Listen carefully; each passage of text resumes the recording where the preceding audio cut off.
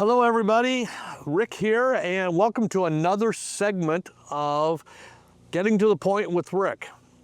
And today we're going to talk about another blade style that I've come up with and that we have put on a few of our knives, a few of our models. And in Northeast Ohio, it's starting to get a little bit a chill in the air.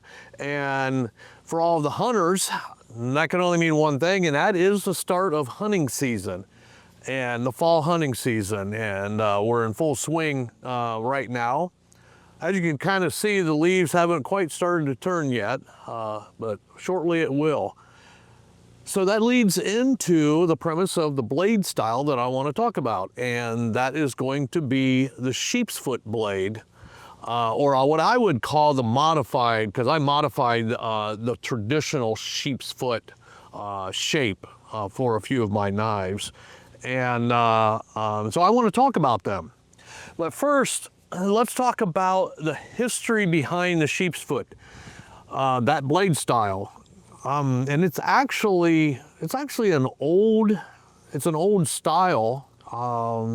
It was made for a purpose, and the name of the blade style is actually kind of gives away the purpose that it was made for. So let's talk a little bit about why. And a Sheepsfoot blade is actually, to describe it, it's actually more of a straight line, straight cutting edge with a slight upturn at the end of the cutting edge. And then the tip, it's actually straight across the top, and in the tip it kind of drops off pretty steep. And there's a reason for that, especially with the historical reason for why the blade was actually designed that way. And as you could probably guess, being a sheep's-foot, it was actually designed to trim a sheep's foot or hoof. And what's really interesting is that's actually the blade that I used way back when we owned goats. So goats and sheep are pretty much have the same hooves. And I remember as a kid using that to trim the goats' hooves, because their hooves would get long and you need to trim away the excess.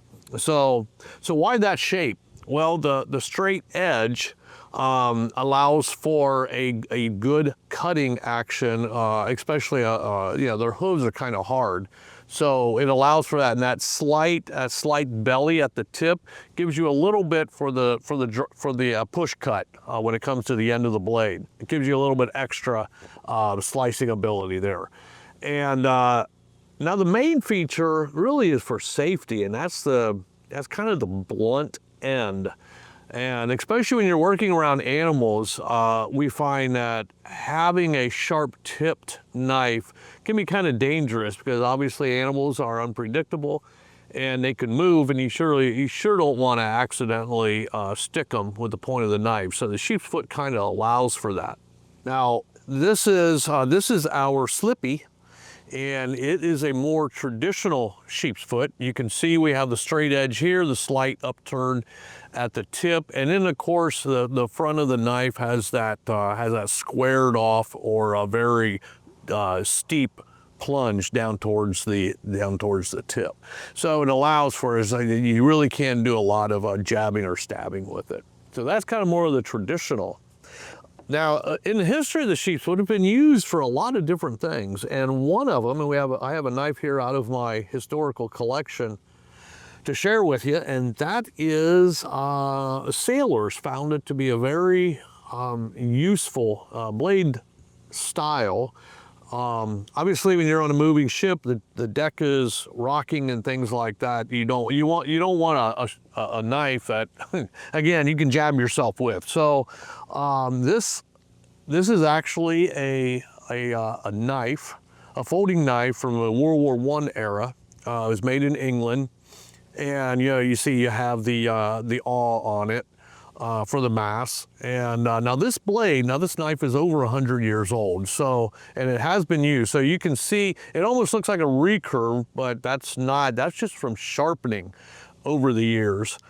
This was originally a straight, a straight edge. It's been used so much that it's been sharpened back. But you can kind of see, the slight upturn, and then the very, very steep sloping front end of the blade. So you can kind of see on the both of them, there's a lot of similarities in that style. So these have, again, the Sheepsfoot blade has been around for a long time. And it's one of those, it's been used for a lot of different purposes, that blade style. And some actually even like it for carving. It does make a really good carving type blade because of that straight edge. So when I decided to do some more, especially in the XM18, a more hunting type useful slicing blade, the Sheepsfoot came to mind right off the bat. Again, I made it for the Slippy as more of a traditional type Sheepsfoot.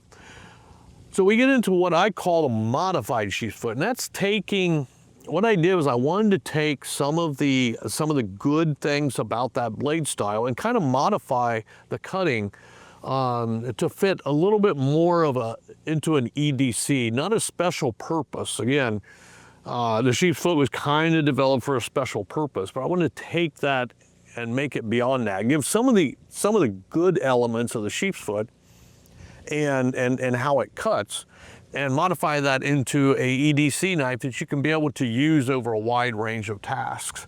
So I'll show you some of the different areas that I changed. Now this is our XM18 with a Sheepsfoot blade. Now you can tell, obviously, there's a big difference in there's not that much of a straight edge. Actually, the straight edge on this only runs maybe a third on the actual cutting edge.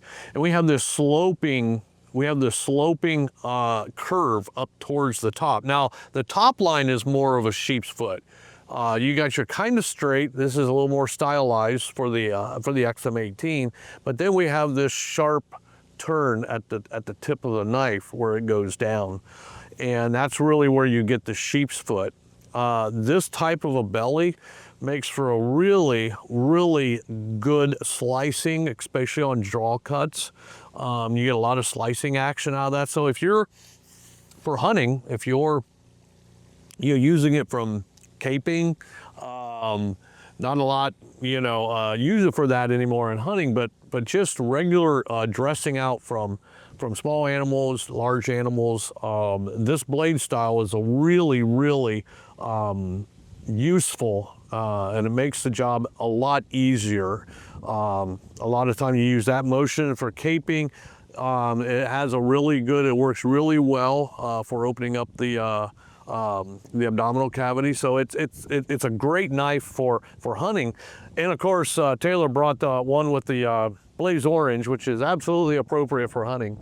We offer these in a lot of blaze orange. And let me tell you, as a side note, so many hunters have lost their knives merely because they get in the stand, it falls out of their pocket, and if it's a colored, natural earth colors, or forbid if it's camo, as soon as it hits the leaves in the ground, a lot of times it gets lost right then. So a lot of people really like the blaze orange, because if you drop it, more than likely you'll be able to find it. So anyway, the XM18 in this style has been a great seller for us in for hunters. But let's talk about EDC. Again, in the EDC community, especially camping, things like that, the reason why it will also be a really good useful knife is you have not only this slicing power of this sloping edge, but I also left a lot of meat or beef on the tip. So we have a little bit of a top swedge, but as you can see, we also have it's actually pretty beefy right out to the tip, and that's going to allow for a lot of really heavy duty work without worrying about snapping the tip. And obviously some of the older Sheepsfoots, that can be an issue because they didn't leave a lot of meat out on the tip.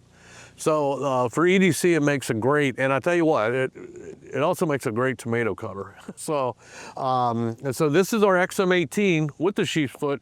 That's the getting to the point on the Sheepsfoot blade style. Stay tuned for the next video. Enjoy this fall weather, get outside, and we'll see you next time.